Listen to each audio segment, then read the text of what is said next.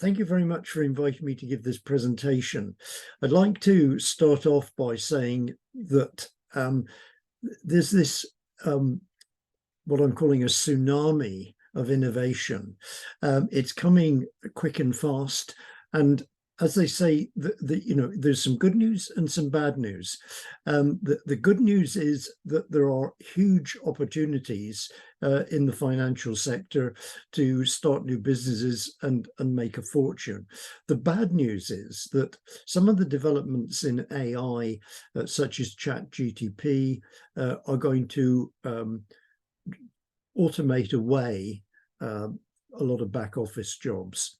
So if you're coming out of university and you're looking for a back office function, doing some administration, or even if you've got a nice business in financial services, with globalization and automation, you may need to actually pivot to a new area.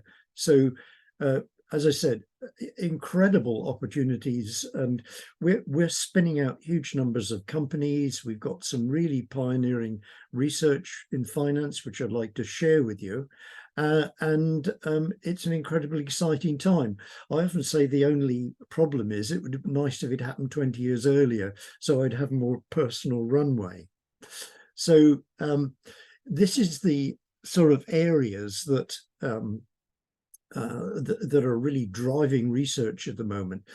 Firstly, ChatGPT, generative pre-trained transformer models where humans can interact with the AI, blockchain tokenization. It's been a little bit dismissed because of some of the problems with cryptocurrencies, but tokenization is it was an infrastructure technology. The other thing I'd like to talk about later is what we call federated computing. Currently, if you want to work, to collaborate with company partners, you have to put all your valuable data in the cloud. What we're moving towards is sort of decentralized data sets and what we call federated machine learning. And then on the horizon, probably it's already ramping up, is cybercrime. And everybody needs to be aware that that anybody that interacts with you could be some sort of sophisticated cyber criminal and really can, destroy your business. So this is the famous Sam Altman, and he visited my department about 4 months ago now, and 600 students turned out to listen to him. You have to say that techies or AI people like Sam Altman, who is already a billionaire, are the new rock stars. So what you want to be asking yourself, what do I need to do to become a tech rock star? So what are the challenges? Well, you're trying to be a fintech hub. You're successful in areas like fund and trust management and credit and things like this, and it provides a lot of back office jobs for local graduates. The problem at the moment is you've got all this automation, you've got huge international competition in the fintech space: London, New York, Singapore, Bermuda, Guernsey, Dubai, and on the horizon you've got Saudi Arabia with very deep pockets and huge ambitions. And the other big challenge, and this is really a challenge both for your future careers opportunities, but also for companies. You've now got globalization, and an example is Vanguard Fund Management, and they, an American company, everything's automated, very low fees, and they're offering their services globally. The next thing is innovation. Over the last few years, innovation such as AI has slowly come along, and every maybe 5 or 8 years you've had some new innovation, and not just in AI but things like blockchain. Now it seems to be coming on a monthly basis, and obviously lots of people are trying to make a fortune or offer services in this area, and it's truly an exciting area for young people who could, many of my students have become millionaires, in sort of months. National infrastructure. If you're a government, you need to provide the digital environment where local companies and citizens can actually prosper, and therefore, like as shown by Estonia, which has a completely automated government infrastructure, you need to set it up so that you're an attractive place to do innovation and do business. The biggest problem, and this covers both governments, institutions, and also individuals, is complacency. You've had a good, lucrative career for the last few years. You live in a wonderful place. Why shouldn't it go on forever? And really, you need to actually be continually innovating. Otherwise, you could easily lose your career or business. So great opportunities, but also great challenges. So a little bit about my background. So I've been in computer science a long time. I've co-founded well over 9 startups, which I find really exciting. About 25 years ago, maybe a bit longer, the stock exchange turned up on my door and said, we've got this terrible problem with insider dealing. We don't know how to tackle it, and it's hugely damaging. What can you do to help? And what we do is lots of organizations, both private and public, approach us, and we just ask the students, anybody want to work on this? So we were treating it as a student project until one day the Financial Times published a front page article saying UCL Computer Science has built a pioneering insider dealing detection system using AI. 5 people have been identified and they're going to be prosecuted. So this was a bit of a surprise for us, because we were just treating it as it's almost like a student project. And, it was a very interesting research project. And then we found out the stock exchange were actually implementing it.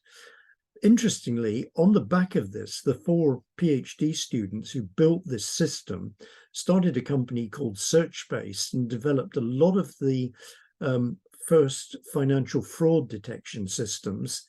And they ultimately sold their company for $400 million to Warburg Pincus, and it was a great inspiration, to do applied research, but also to the students to actually innovate.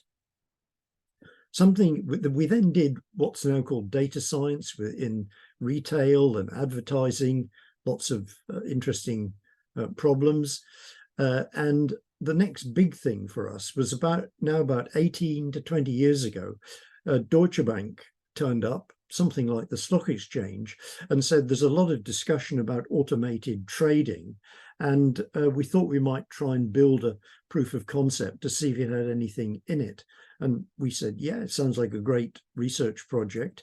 And again, very similar to the stock exchange, the next thing we found out that they'd actually put this system into practice, and it was making a ton of money for them. And then we worked in other areas with, Citigroup, Citadel, and a number of the other big banks, building algorithmic trading platforms, and we're really quite good at it. And we now even have our own small fund that we use for testing algorithms, but it's got a significant amount of money in it. And more recently, we built the first algorithmic insurance platform with Brit Insurance, and we think insurance is going to be a big area for us going forward. In parallel to this, I was an advisor to the Financial Conduct Authority that regulates finance in the UK, and also to the Bank of England. And we've built a lot of regulatory software and really got mainly as sort of student projects. And it's got the FCA into using AI and other technologies, and they're a great exemplar for both for other regulators, financial regulators, but also automation in the private, in the public sector. The next big thing that's been running for a few years now is decentralized finance, where you've got the data sets with the owners, a lot of collaboration, particularly automation using blockchain technology. And we come to the big innovation of the moment, which is ChatGPT. And ChatGPT is a great technology for interacting with your clients.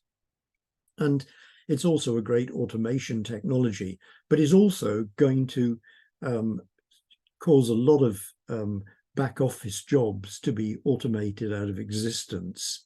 So, for example, if I can use the legal services sector, what happens now is the partners use what I call professional productivity tools, using things like ChatGPT to draft a contract for them, and then the contract is given to the partner. The partner goes through the contract, looking at the commentary from the AI, which talks about risks and ambiguities, and then produces a good contract. So 90% of the sort of previous work that they had to do is now done by AI. But the impact is that their legal assistants, the paralegals, and also the trainee solicitors who used to do draft these contracts, now have been superseded by AI. So the discussion with the law firms is that many jobs will disappear, but how do we get actually the next generation of partners coming through? And this is a sort of model for that's going to happen in accountancy, in HR, and all sorts of areas. In parallel to that, I've had this almost like I consider a hobby, which I've been a government advisor to many organizations on things like fintech. How do I set up a fintech infrastructure? Or how do I automate regulation, and what new technologies are coming? And it's a truly a fascinating area, and I've greatly enjoyed it. So what is my own algorithmic trading research? So we're in the same position as you. We need to continually innovate. We now choose research projects that have got commercial impact, and then we try and take them into a valuable startup. So we're very big and credible in algorithmic trading, but we have discussions. What's algorithmic trading going to look like in 5 years' time? And we just don't know. And we have discussions like maybe you can use machine learning to spot regime change or something like that, which is probably the ultimate goal. For the last few years, we and millions of other people have been trying to find the magic machine learning algorithm to predict the future. And it's now, because so many bright people have worked on this, it's incredibly difficult to actually, do 2 or 3% above the S&P index, and often it's 2 or 3% below. So where do we go? Well, one is to move into other areas like algorithmic insurance platforms, or we've got a really interesting problem applying algorithmic trading to sports betting, which is a big growth area. But one of the most interesting things that we're doing, we're trying to make data sets a real tradable asset that you can quote the value in your balance sheet, because data sets are hugely valuable. You've got companies like Visa and Mastercard now selling streams of anonymous transaction data in real time to trading companies, and they sell this $3 or $4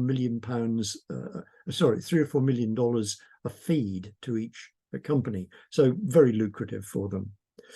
Next, as an area that's going very well, that we collaborate with the huge German investment fund DWS, and it's based on the fact that algorithms are very good at crunching huge amounts of data, but they're not very good at actually predicting the future. Whereas humans, what they call super forecasters, and there aren't many of them, are quite good at saying what might be happening in the 10 to 20 year time frame. So what we're doing is we're scraping super forecasters' predictions and then using them in investment platforms to augment the machine learning algorithms. Then back to generative AI. This is the technology of the moment, and it's really excellent for dealing with clients. And I'll go into some of the more technical details later. So we're building things like fund manager the systems for fund managers that generate personal draft investment portfolios for their clients, and then the fund managers take them. And in the future, more of a challenge, we might be offering personalized finance to consumers. But there's also lots of niche areas, like people interested in sustainable finance, Sharia compliant investing, etc. So what we do is we just get students to actually do sort of proof of concept projects on these areas so that we can understand what's possible and take them forward. The next, one of the next big things, which I'll talk about, is decentralized finance. Companies need to collaborate. They've got very valuable data sets, and therefore they're naturally reluctant to put them into the cloud to share the data, because it sort of can destroy privacy and security. So what we're spending a lot of time doing is building infrastructures where the data stays with the client, and the data could be like a feed from from one of the credit card companies, and then we actually take the machine learning algorithms to the algorithms, and I'll speak about this. It's called federated machine learning. And as I said, we do a lot of work in regulation, compliance, cybercrime detection. I often say just cybercrime, but I should say cybercrime detection.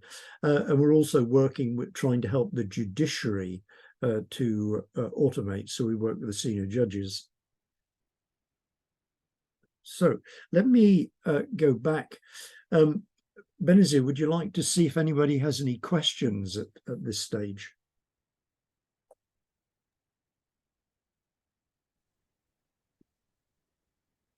Just checking in with the members of the audience here.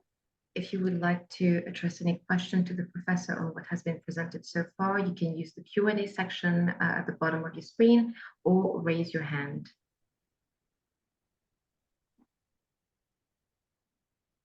Probably Okay. Nothing coming in so far, but please do not hesitate to leave your questions and raise your hand whenever something comes up, and we will have you on. Okay. You may proceed, Professor. I will continue.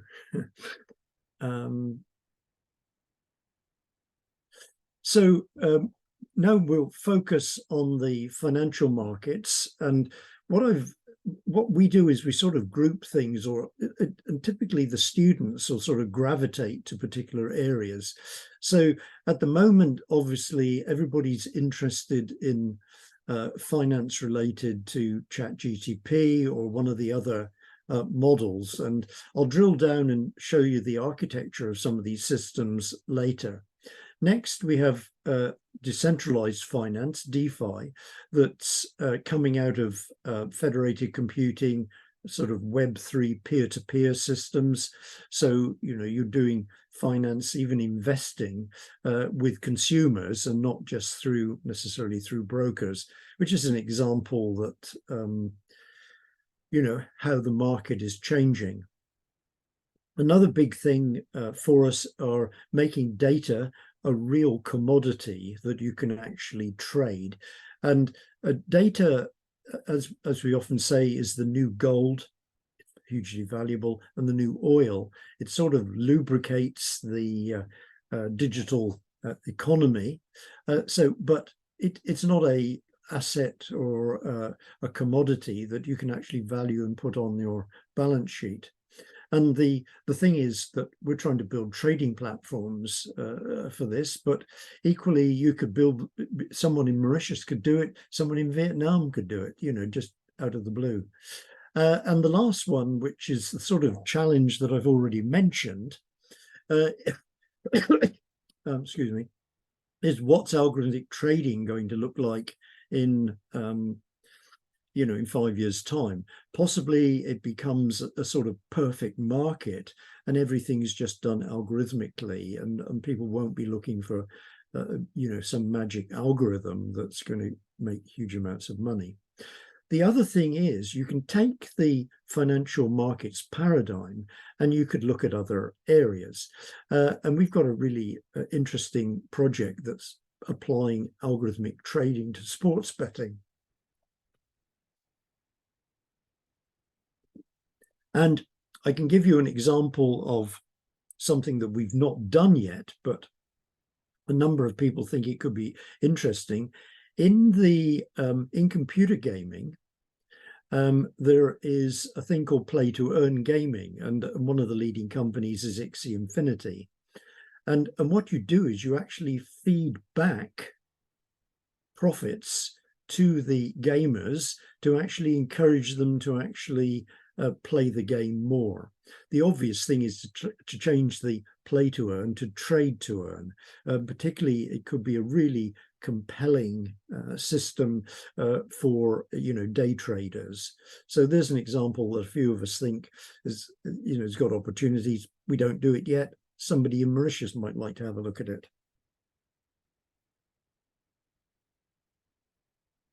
Now, what are the emerging technologies? The first thing is that you need to know all the things that are going on. And that's why I've said it's a financial war.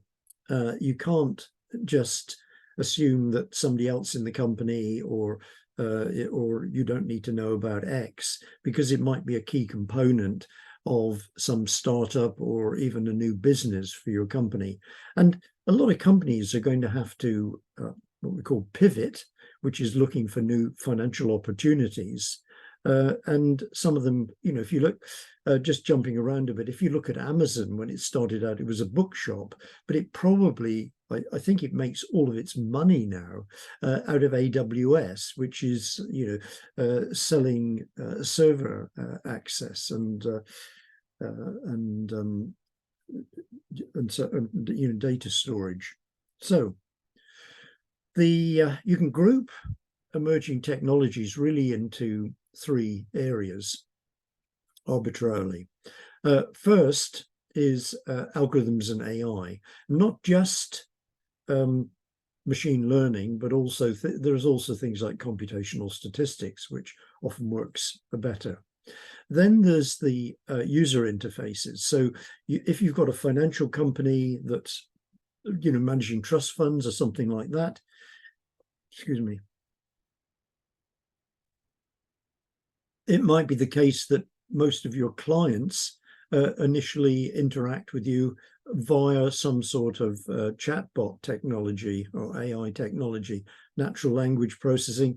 You might even be selling your service in a metaverse environment, whatever, particularly if you're trying to engage with young people.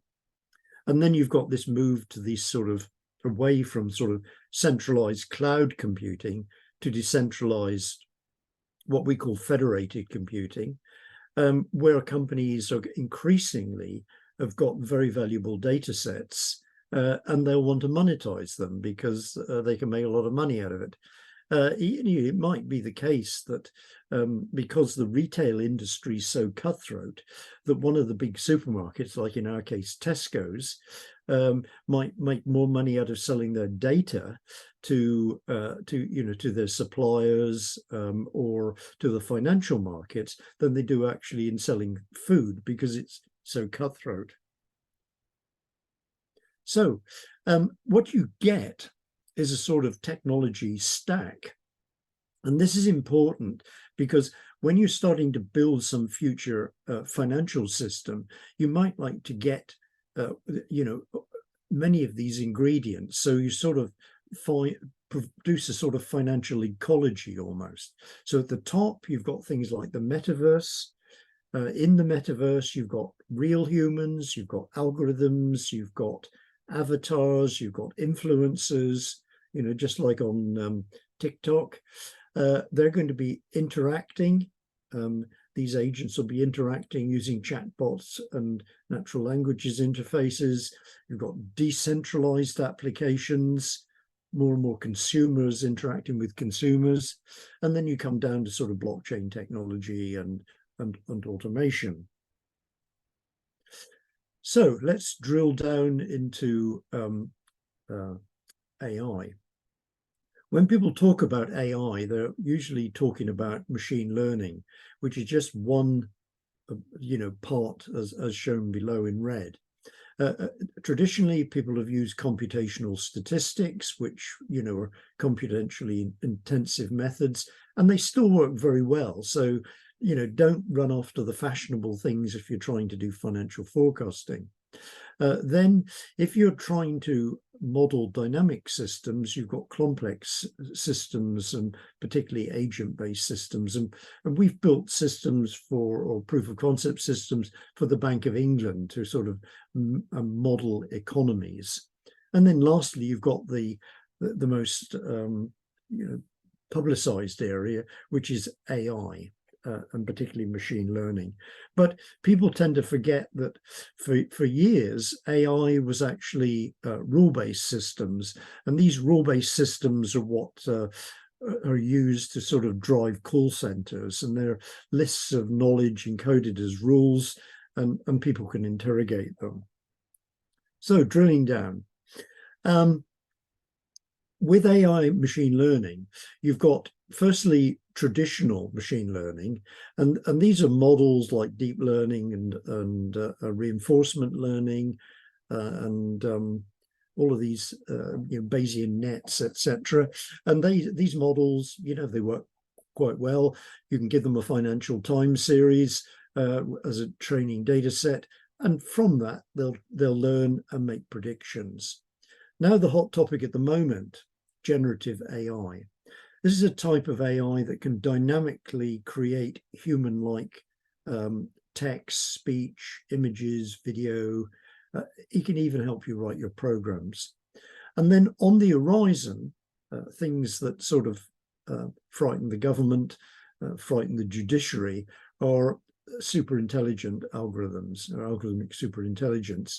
And these are algorithms that can do tasks far better than any human. Okay, as I say, watch this space. For example, DeepMind, part of Google, which is actually spun out from UCL, recently built a weather forecasting system that works better than the weather forecasters. So now we'll drill down on the generative AI. You've got, these are models, usually based on neural networks, and they're trained with vast amounts of data, often taken illegally from the internet. And when we talk vast amounts of data, we're talking about trillions of data points. And then sitting below these, you've got these these transformer systems, particularly GPT, that can generate content dynamically and actually hold a conversation. But there are concerns because sometimes they can just make it up, which we call hallucination, which I personally find quite fascinating. So here are some of the sorts of models that you'll hear about, and you should really at least know what they're good for. Firstly, LSTMs. These are a type of neural network, very good for doing things like natural language understanding and things like understanding long sentences. Then you've got these transformers, again, a neural network model that learns context and tracks relationships. And a lot of the sort of breakthrough algorithms in finance are now based on these transformers. And then we come to a technology called BERT, which is also a transformer-based technology. And this was originally developed by Google to learn to do keystroke predictions on smartphones. And it's interesting because this is one of the first examples of federated machine learning, where you take the algorithm to the data, an algorithm goes to your smartphone, it learns your keystroke prediction, then it takes the knowledge back, and a super algorithm is created to actually combine it. And FinBERT has been used very successfully for, for things like sentiment analysis, in markets and such like, and for prediction. And we've even developed language-specific BERTs like ARABERT, which was just trained on Arabic sentiment analysis. Works very well. Finally, we get down to GPT, which is it's been exceptional, really, in that OpenAI have released ChatGPT, and all of a sudden, hundreds of millions of users can use it for advice. That's basically the bottom line. And I've got friends who can't program or couldn't program, are now using ChatGPT to write programs for them. So the other thing is we're just at the start of the journey. Okay, let me go back. Professor? I'll go back to. Do you want to ask if anybody's got any questions? Before you head into the next section, so we have a few questions that have come in, if you would like to address them. Yes. What are your thoughts on the widespread accessibility of large language models or generative models, enabling companies and individuals to train these models with proprietary data? The nice thing is that these GTP models and training is highly competitive. So you've got Microsoft, you've got OpenAI, which is basically plugged into Microsoft. You've got AWS, you've got Facebook, you've got Google, and they're all competing. And they're competing by offering price, for training and for prediction, and hundreds of millions of people are using them. So I think the key thing is going to be server resources. So one of the things I would do if I was the Mauritius government is to set up server farms powered by solar energy to offer really competitive pricing particularly for local startups and companies to train their models. Where we think that one of the big impacts is going to be, and this is why we're working on these making data sets a tradable commodity, is at the moment a lot of these models are trained on basically stolen data. Excuse me.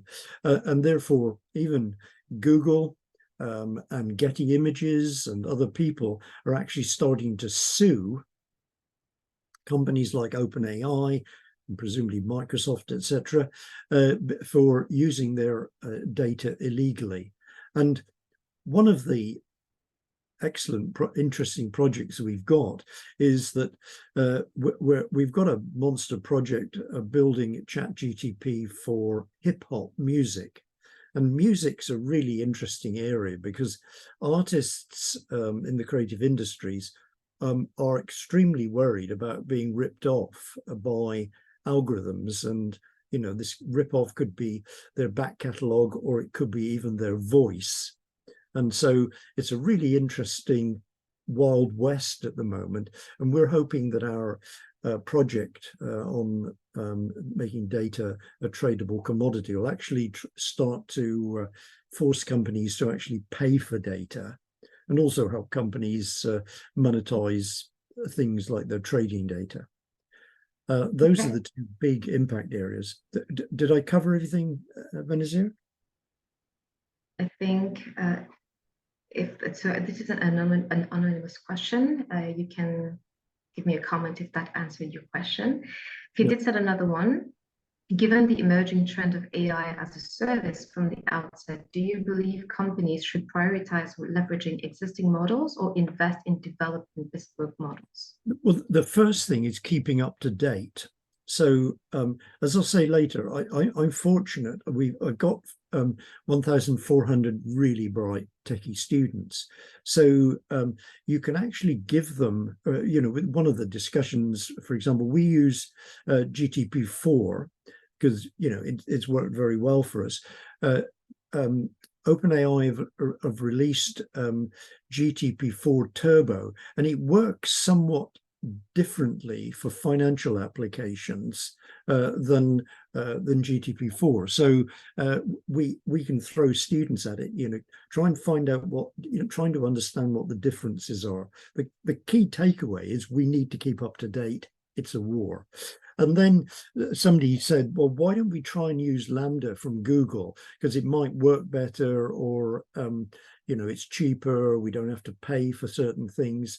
So then we try and use it, and we find out actually it doesn't work as well for us in finance as GTP4. So the continual war, as I'm calling it, is you need to keep up to date with these technologies and actually try them out. And then you're in a position where you can offer new services to clients. You might even sell your models to other people. So I've got loads of students interested in using GTP for finance. And one of the things we've been discussing is how we might actually support them, and also companies developing, financial applications, by almost not just using it ourselves as a financial product, but doing a sort of FinGPT GPT technology offering.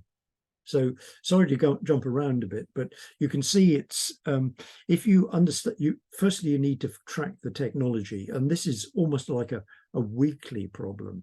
You then need to use it to offer highly competitive services. It also puts you in a good position to actually monetize it in ways that you'd never thought your company might go in, like having a technology arm to your financial company.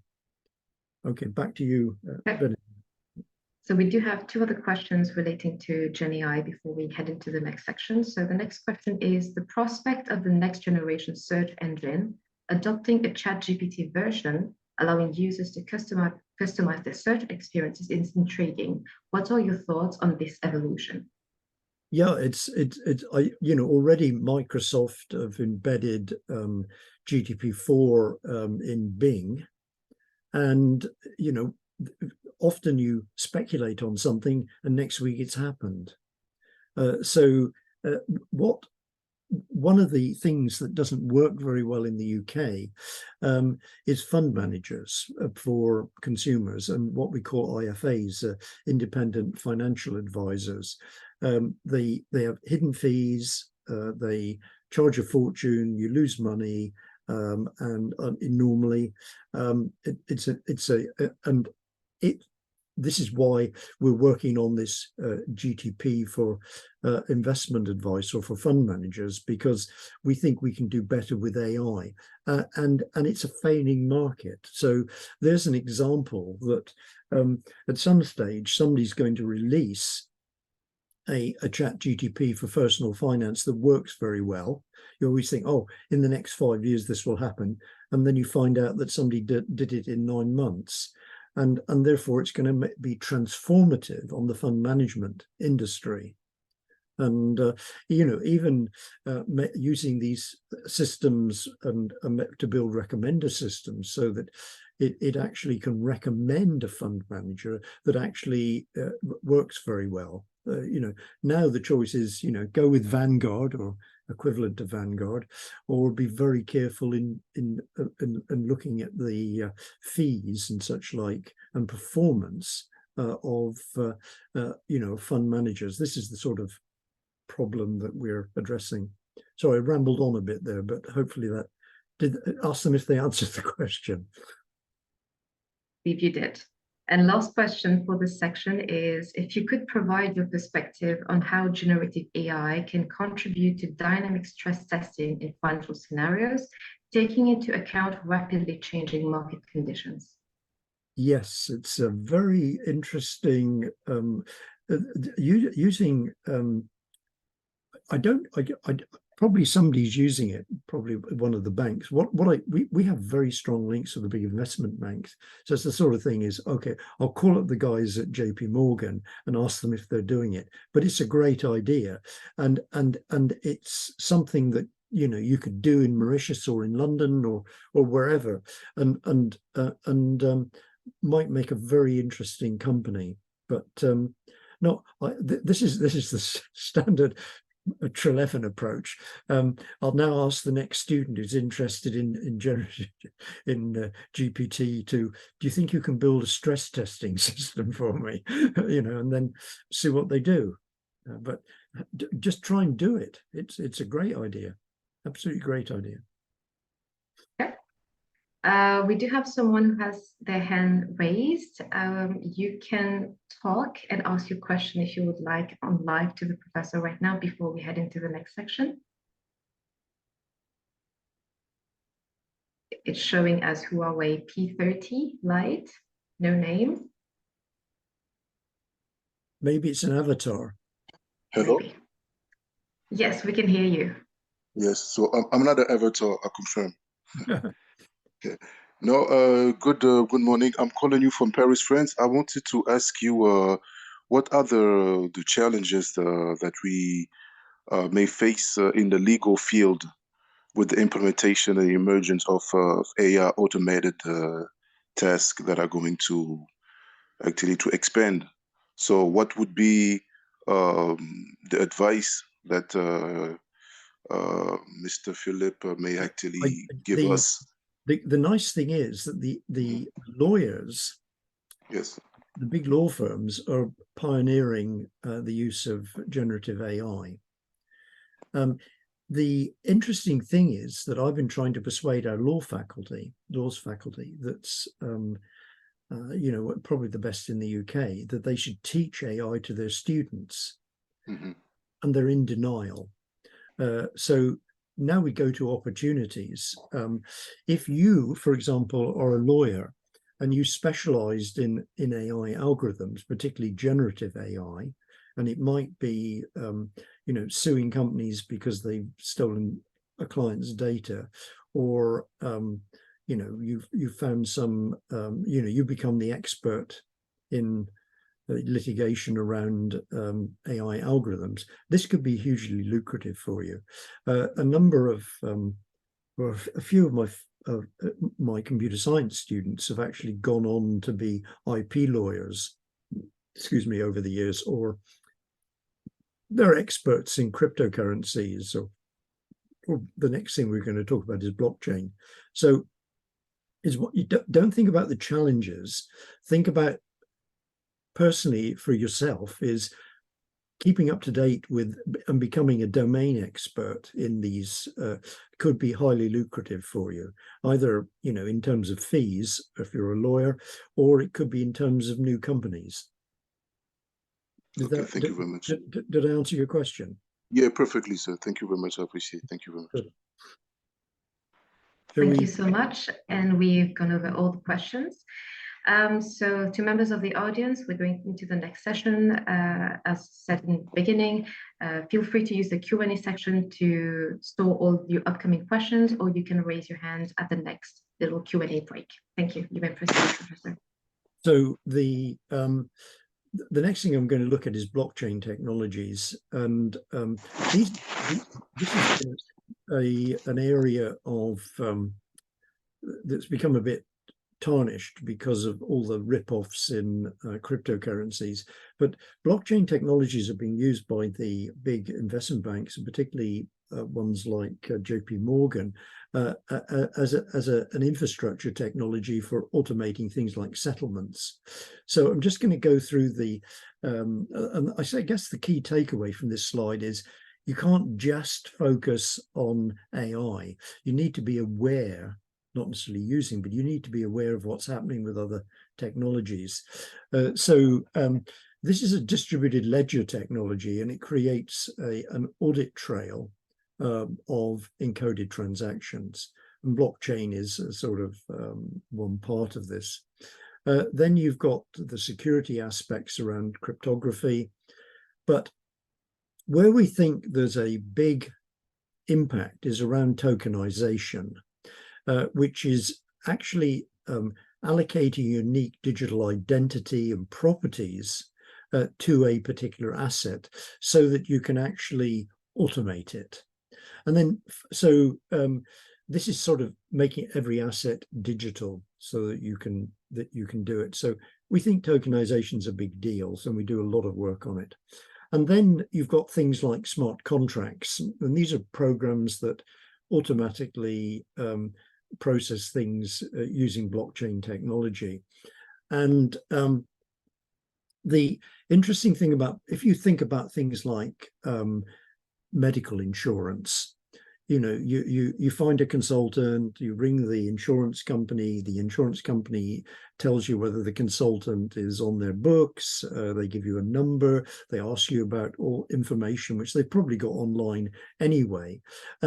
There's an example where in the insurance area where you could completely automate it with blockchain, and a computer program would basically connect everything up, you know, say whether it's, you know, and automatically pay the consultant once they've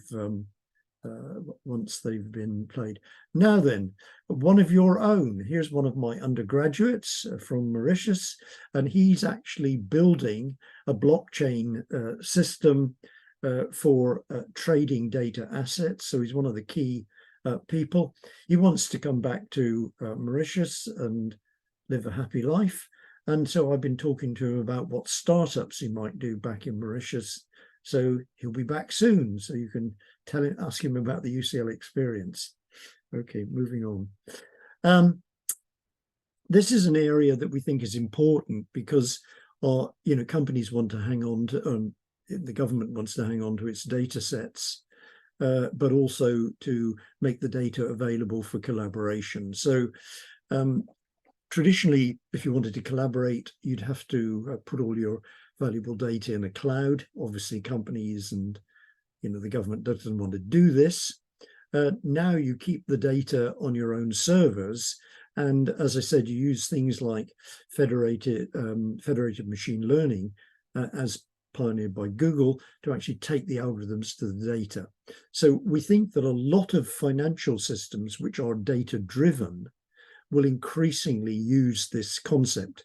And we're in the process of trying to finish a paper to say that this sort of decentralized computing paradigm is actually emerging from you know, lots of areas like Web3, IoT, and such like. So, you know, as I say, watch this space. Now then, I'm going to go through some of the research that we do, and the key takeaway is that algorithms are very good at processing huge amounts of data, but can generate what we call hallucinations, which they can misrepresent results. And increasingly, algorithms are so, in quotes, clever, they can make it up. And humans are good at broad insights and vision, and are very good to actually mitigate the risks and reputations from AI algorithms. So this, what we call, is human in the loop. So when we built the first algorithmic trading platform, and arguably didn't know what we were doing.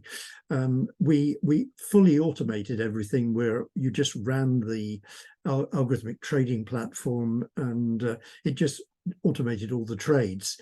And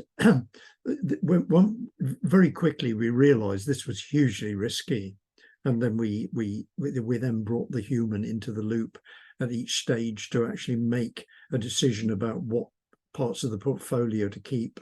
Again, it's a sort of professional productivity tool.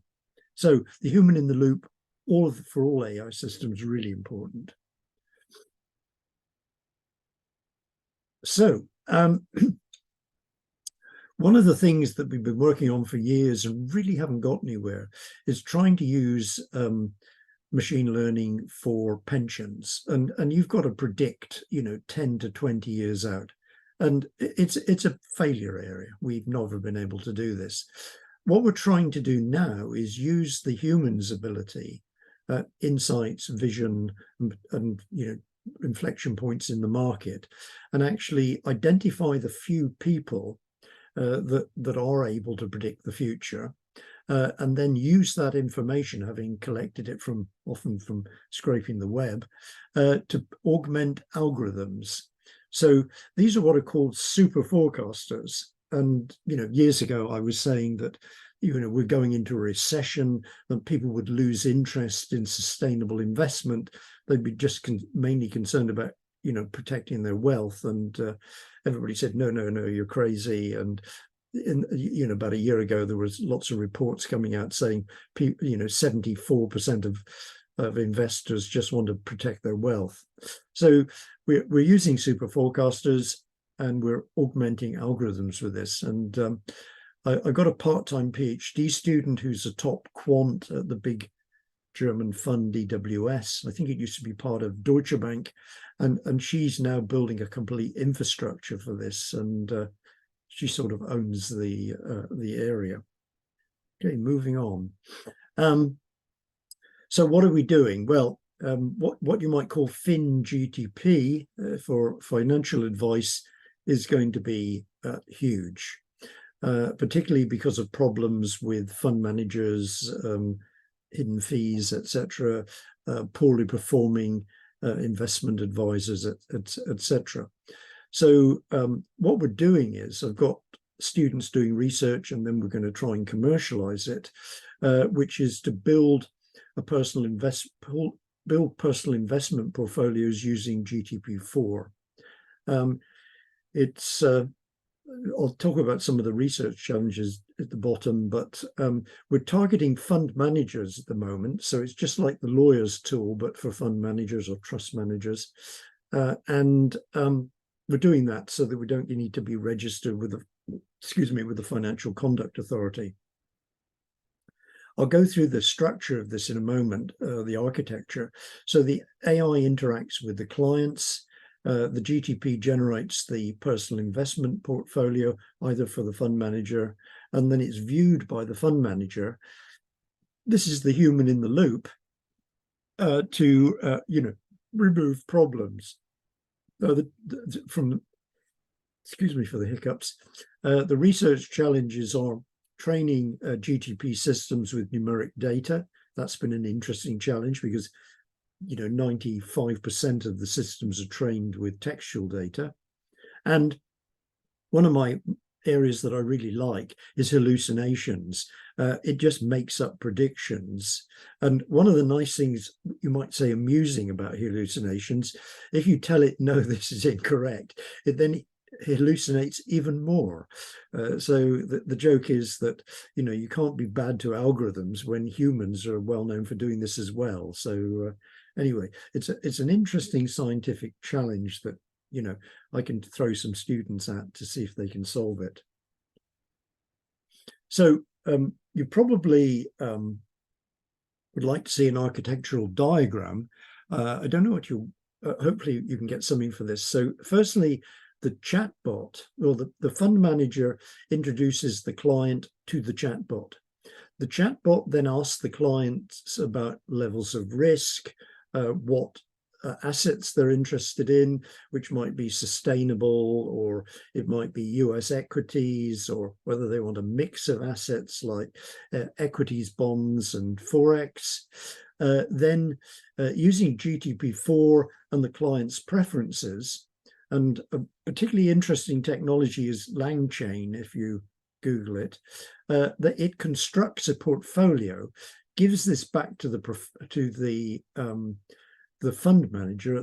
The fund manager then decides what works and what doesn't, and then the fund manager can then give that investment advice to the client. So that's have a look at LangChain, which was really interesting to for training it with numerical values.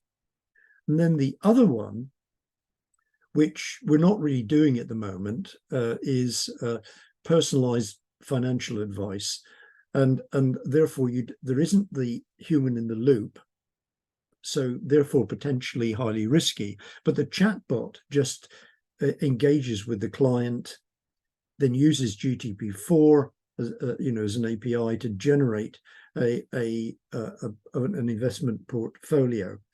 Having said that, we don't need to register with the Financial Conduct Authority if we're providing such systems to high net worth individuals and family offices. So it might be the case that we try fund managers, and we also try wealthy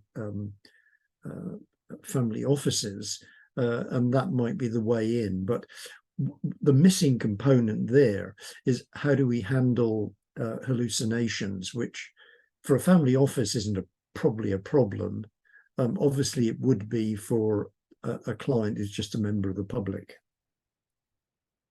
Sports betting. So let's change the rules.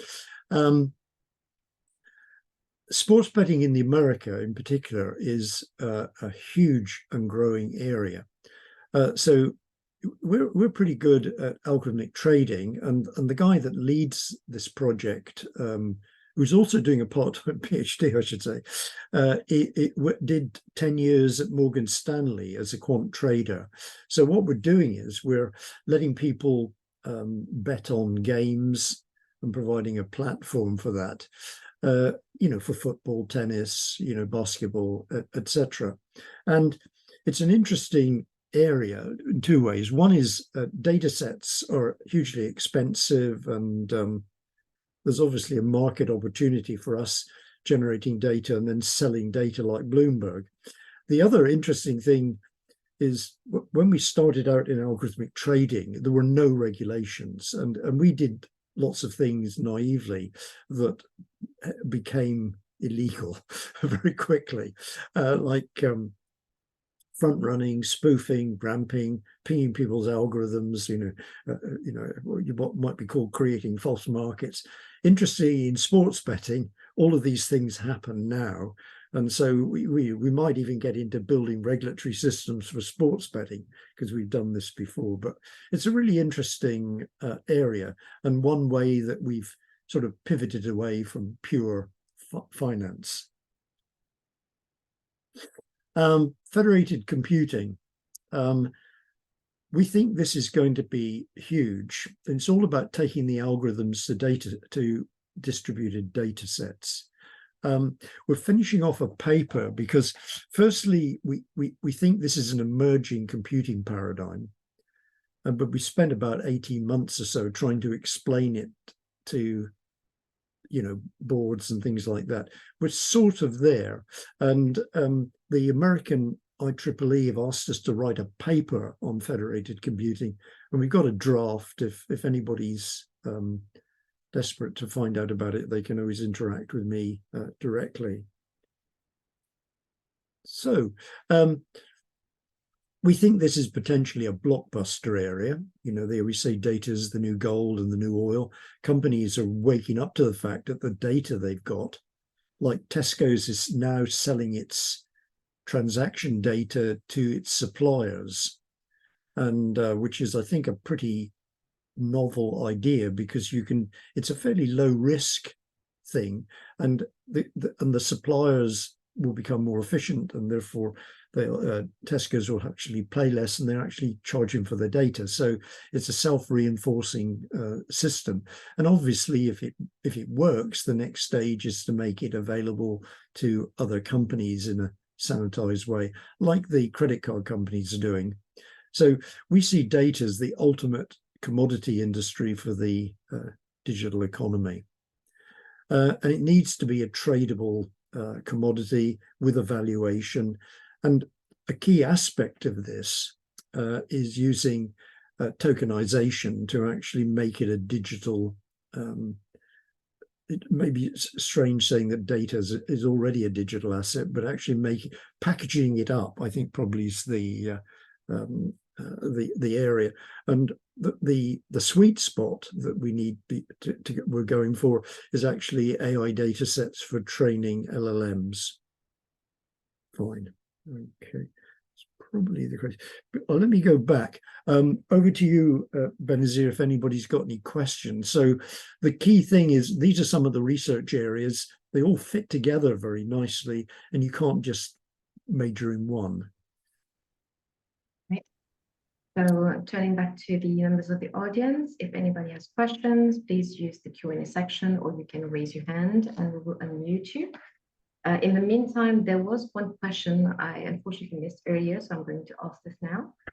In your opinion, how can young professionals with no extensive technical training avoid redundancy without the workspace?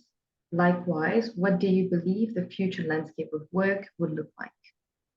The great thing about this is that there's just a wealth of information online, and I've got friends who have no technical ability. Well, that's quite unfair.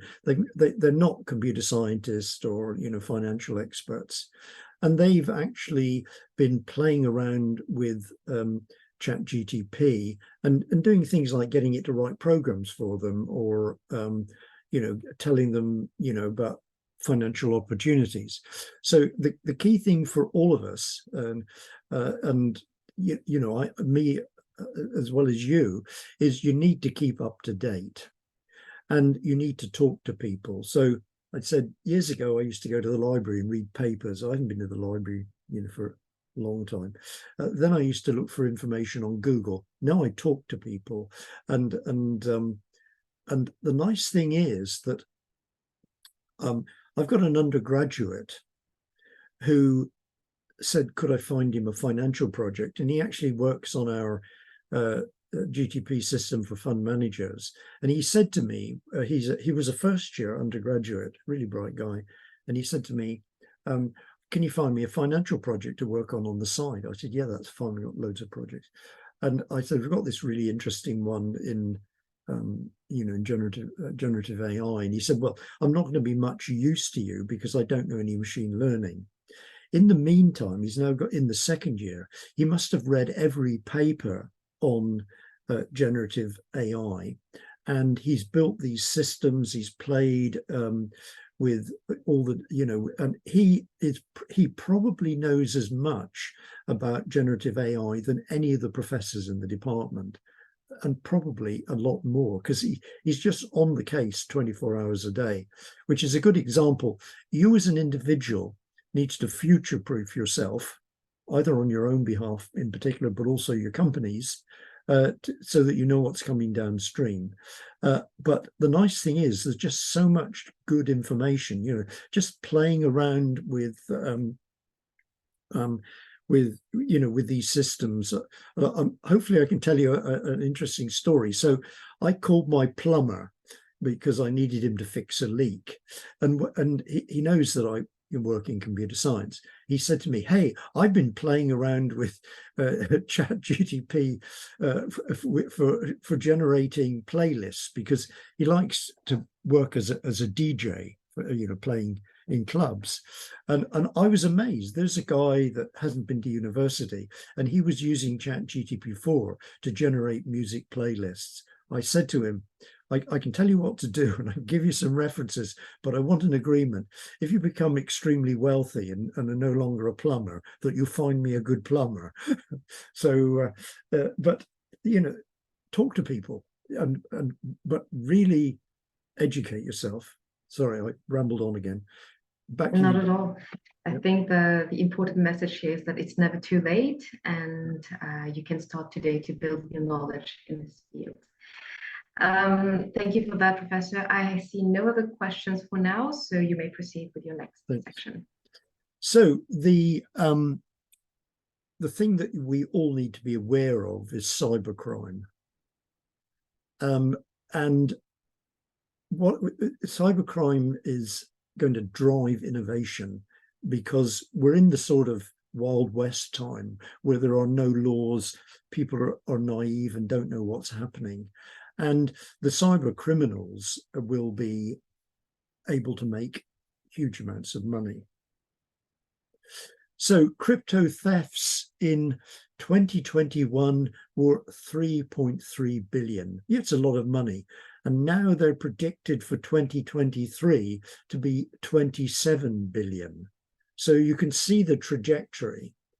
So I always joke with my friends is that if it wasn't illegal, we'd all be piling into it.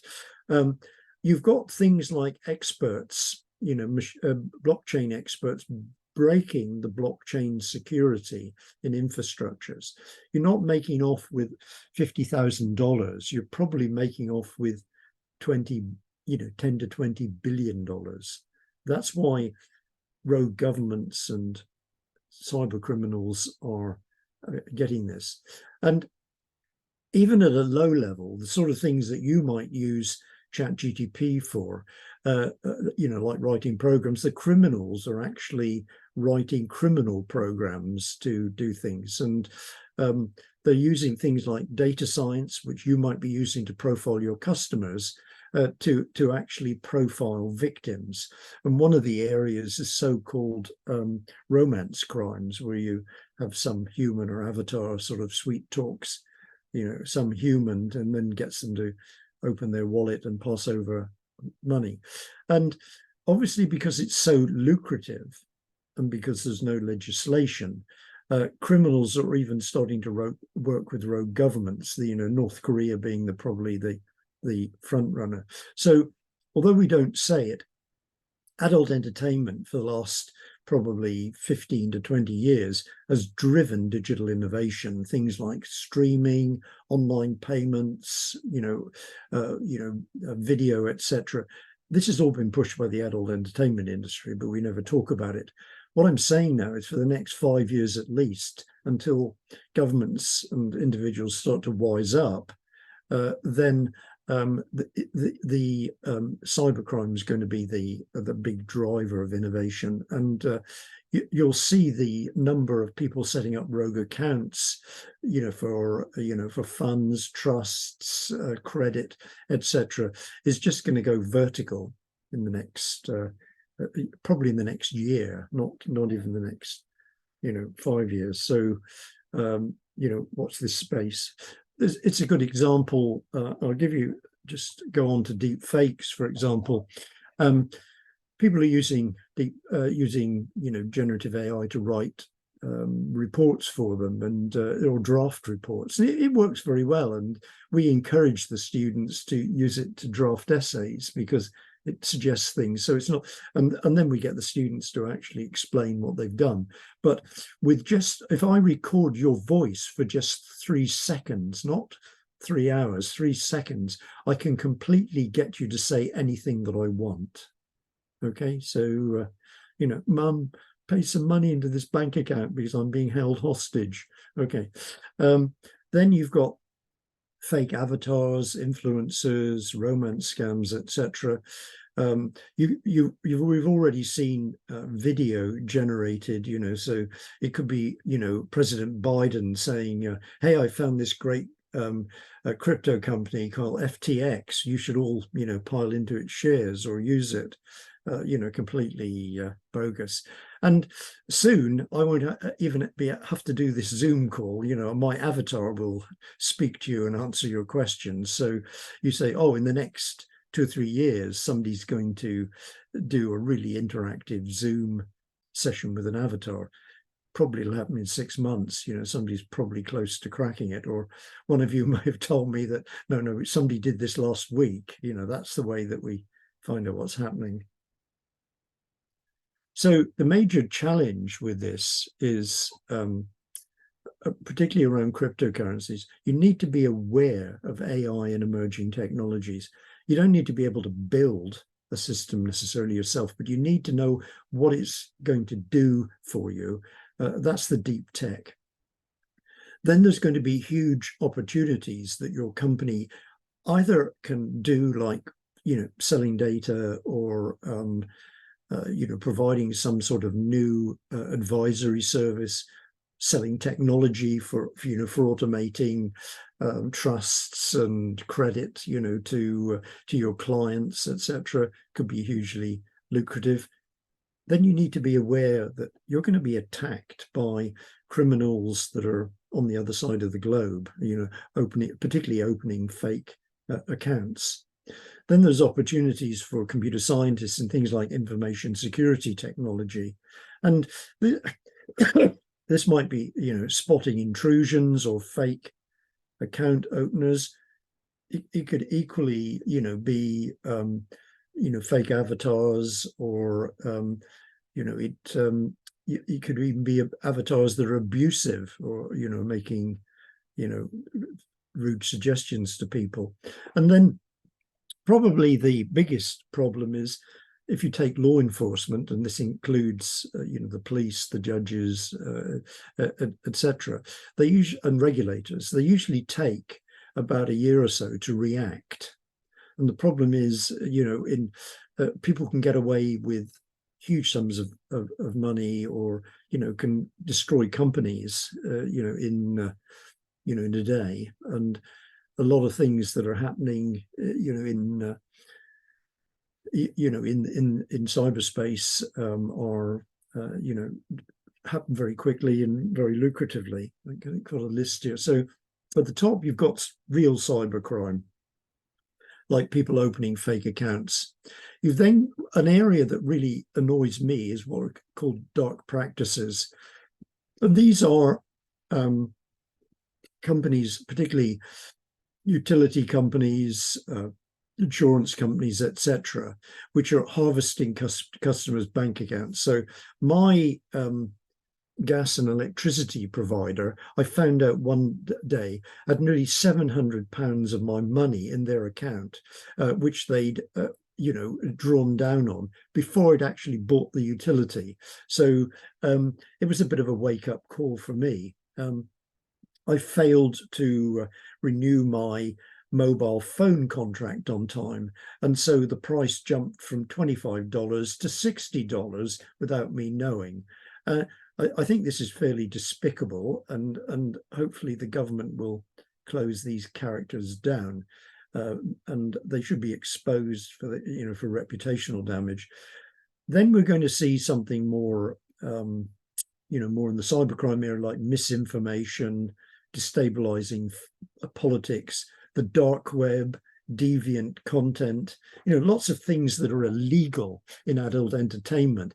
If it's avatars, I talk to senior lawyers and judges about, is it illegal? Well, it probably is, but it's a gray area. And then you've got things like digital addiction. People, play TikTok, or on TikTok forever, and it's addictive, and they're very good at it. And so, these are things we need to come to, terms with. Then you've got governments and organizations monitoring or controlling influence.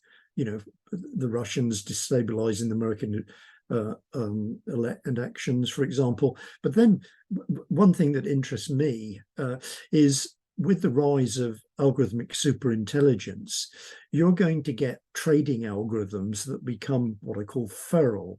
They evolve unintentionally, find a way to make money. The only problem is that it's illegal. It's market manipulation. And then you're bound to get people creating criminal algorithms really deliberately to go out there and make money. Okay. Does anybody want to ask anything about cybercrime? Benazir. I can see no questions in, but I have noted down a few ones of my own. I can go through them. Maybe you could, are there today any efficient tools, public tools that people could use to identify deepfakes if they had a doubt or something and they want to check? There's a lot of interest in trying to see if somebody's ripped off your song or video or something like that. For example, manipulate that. There's a lot of work going on in that area. At the moment, a lot of deep fakes are you looking for signs of they haven't got the graphics quite right. Okay, and we've done work on looking at trying to spot avatars or people on, say, children's sites that are doing things they shouldn't do or making suggestions like grooming and that. But it's wide open, so it's a sort of next generation of information security.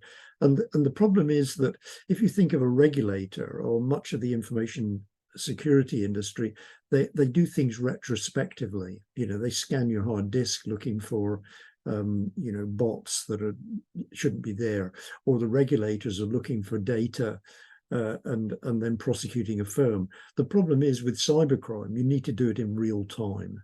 So I think we need a revolution, for example, in the way we do financial regulation. And obviously the regulators are all geared up to do retrospective prosecution, and they find it a bit unhelpful. And I'm saying you need to move to real-time detection and blocking. Did that answer your question? It did. So we understand for now that the rules and the regulations are being built, right? So it's a complex problem. But in that meantime, if people are looking for some guidelines or maybe some key references around ethics of using AI in finance, where could they, turn to get some proper guidelines or information? We've got a spin-out company that's doing very well, and they're called holisticai.com. Take that down, holisticai.com. And they're the sort of market leaders in algorithm audit. And they will come and audit your algorithms, using technology to see whether the algorithms are risky, biased, illegal, etc. So engaging with them, and it's just awareness. We get a lot of phone calls that are fairly questionable, and we're now my wife's very senior in regulation and financial regulation, and she and I, if somebody rings, don't say anything. They might be recording your voice. Okay, so it's these sort of awareness things, and we're just at the beginning of the journey. And I think the thing that I always feel is that police and the regulators always take a long time to react, and this needs to change. Thank you for your response here. I see no question coming in. And so to remind our audience here, feel free to use the Q&A section during this. I think this will be our last section, right, Professor? To ask your questions, or you can raise your hands and we will unmute you. You can ask your questions directly. Thank you. One of the things that I've got the luxury of doing is I've got huge numbers of really bright students. And what we do now is to encourage them to do research projects that can be commercialized. There's no reason why a company shouldn't do this, or the government. All right. The first thing is, we spun out DeepMind, 400 million, bought by Google, and it's a great advert for us. And they do all this brilliant research, and we get all the credit for it, which we don't deserve. I've got 1,400 students. We've got some of the best techies in Europe. They're looking for exciting projects. Probably about 70% of them do the research projects with outside institutions, both public and private sector. And it's a great way for these organizations to actually track innovation. So somebody might go to, JP Morgan or the regulator, or Goldman's or somebody like that, or Tesco's, and they'll give them a research project to do. Maybe it's to look and see if Bayesian nets are good at forecasting the next product, the next new product. And the students get an exciting research project. They get work experience, and the company can afford to give them a really challenging research task, and then find out whether it works. We do this in London. Obviously, you can do it in Mauritius in the same way, and it works very well for everybody, the institution, and especially for the students. But an increasing number of students over the years have started highly successful companies, and probably about 25% of the students will do an exciting research project and then try and commercialize it. So I always said that we used to give the students a degree and then we'd never see them again. And now they go from having a degree to taking their research into a startup and then offering projects to our students and asking me to introduce them to clients and things like that. So it's a really nice environment. And entrepreneurship is what we do, but intrapreneurship should be what companies and governments do to encourage their staff to be ambitious and innovate. And it doesn't need to cost you a great deal. So we have summer internships with companies. One of my female students went to Google, and they said, we got this really challenging research topic. I think it was a second or third year undergraduate, got really challenging research topic. Have a look at it. We haven't been able to solve it.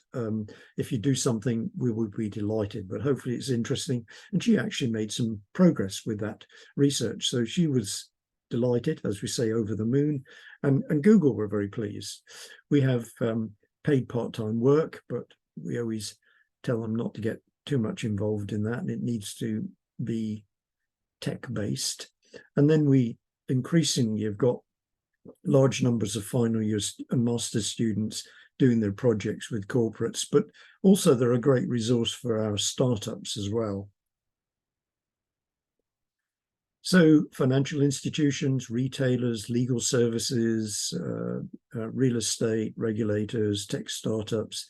I also have a really excellent band of part-time PhD students, which base their PhD on their job function. Works really well for us. Tech entrepreneurs, this is my sort of sweet spot. This is a way that we put projects together. So I have a list of things that I would like to do. So one of my to-do lists is to do a generative AI for accountants. And I've not got a project at the moment, but hopefully we'll get one in the next year. I wanted to do personalized financial investment using GPT-4. It's on my to-do list. Carmen, who's an MSc student in machine learning and just finishing, she contacted me and said, I'd like to do a project using generative AI, and I've got 8 to 10 years experience as an investment manager. She's also from Chile, so she's obviously ideal for attacking the Spanish-speaking market. Anton is one of the more interesting ones. He was actually the student who in his first year contacted me and asked me about a financial project that he wanted to do on the side, and is now arguably the department's expert, even though he's a second-year undergraduate in generative AI. And then there's a load of other students building things. But then we supplement them with our experts or mentors from outside. So Anna Elena is the top quant at DWS. Martin built the Autobahn, or managed the building of Deutsche Bank's Autobahn algorithmic trading platform. He's got a PhD in maths from Germany, and just incredible in both machine learning and in software engineering. And we've got people like Enzo, and Enzo used to be the former AI and blockchain lead for Cisco globally. So he's sort of retired to UCL. So the students are building the platform. We've got fund managers that we work with. We've also got a really excellent team of mentors that help them solve problems like how do you train a system with numeric values rather than textual values. Okay, that's the way we put projects together. And Carmen and Anton are now looking to try and commercialize this to take it forward. This is another interesting example, which I just mentioned, holistic AI. Adriano did his PhD in basically algorithm audit, which is systems for auditing algorithms for risk, bias, legality, and that. And then he teamed up with Emory, and they've started this holistic AI company. They got $3.5 million, I think, in funding, and they're now going for whether you call it Series A or Series B, whether they're looking at, and we have discussions about whether to go for 30 million or 50 million, and interestingly, one of the trends is that these guys have now moved the company to the United States because everybody says that's the only market. And much of their funding is coming from US VCs. Jason is one of my former PhD students, and I'll mention him again. I'll come in a moment. These two students probably had the biggest impact on the other students because they raised $2.5 million, founded this company, which was an open source recommender system, and then sold it to Salesforce. I'm not supposed to tell you, but for $26 million. And this was a bit of a shake-up for the other students who thought they were missing a trick, as they say. Jason is the founder of Blue Prism, that he recently sold. And he sold it for £1.2 billion. So the next thing is I'm encouraging everybody to try and get a NASDAQ listing, with 10 billion, so raise the bar for everybody. So I've got a ton of students who've made things. So I'm going to finish off now by saying, the genie's out of the bottle.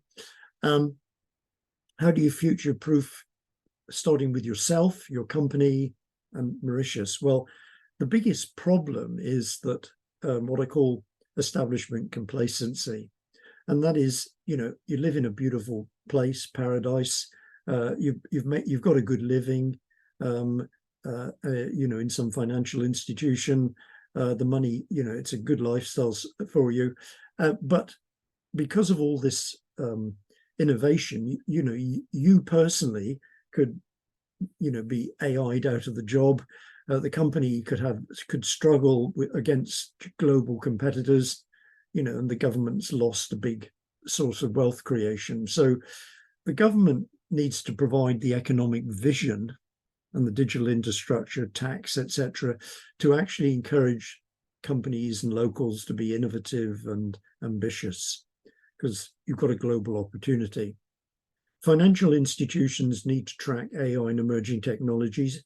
They need to retrain their staff, and you compete globally. And it's one of these sort of winner takes all things. If you might find new business areas, you might have to change your business, selling technology, selling data, but it might be highly lucrative for you.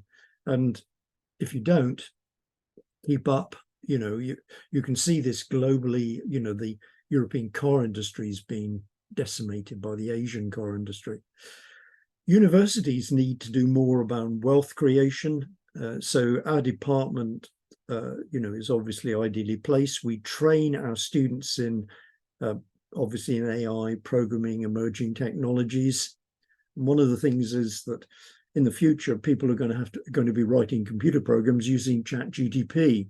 So we're going to have to teach programming in a totally different way. But we also, and you can look, there's a paper online, if you just Google venture scientists, try and encourage the students to be entrepreneurial and think of doing research projects that will have commercial impact rather than just write papers. And then the big thing at the moment in the UK is schools, particularly popular with female girls' high schools, and teaching their students programming, AI, experimentation, and ambition. And if you've got students coming out of your local schools and they can program, they know what AI is and can do with them, they can build things, they're going to have a very prosperous future because they can move into any area. But it's sort of a team game. You need the government, the financial institutions, the universities, and the schools to all work together to focus on, sort of future wealth creation. And when you've got sunshine, probably 364 days a year, and a beautiful temperature and nice beaches, you don't think the innovation tsunami is going to come anytime soon. So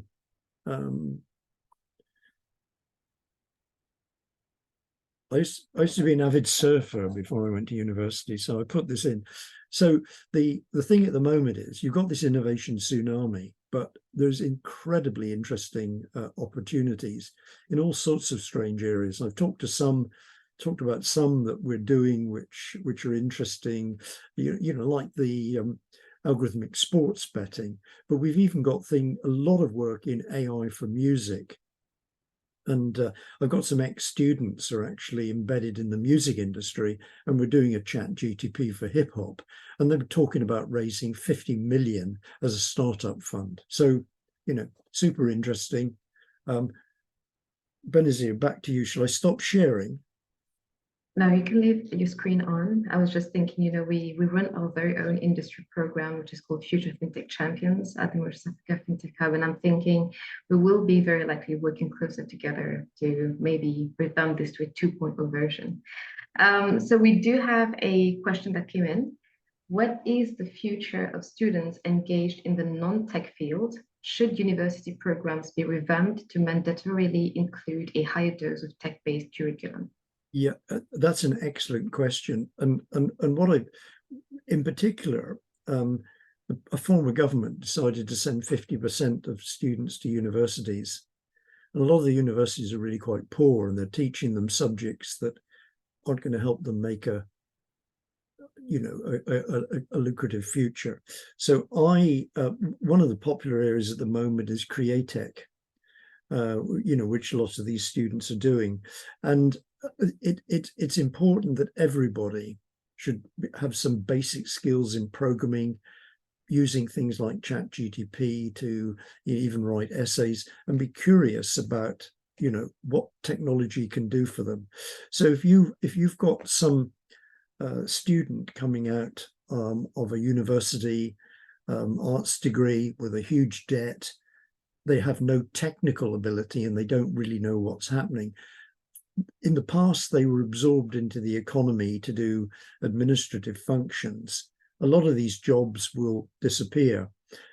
Equally, I've been trying to persuade the law faculty at UCL, which really is world class, that they need to teach their students how to use some of these AI tools. And I've been unsuccessful. So we have great work with the companies and individuals, but if they don't teach their students how to use these tools, even however good the reputation of the faculty is, that they will be unemployable. So I always make the joke that if you come out of one of these courses and you have no technical ability and you can't ride a bike, it'll be hard for you to even get a job with one of the delivery companies.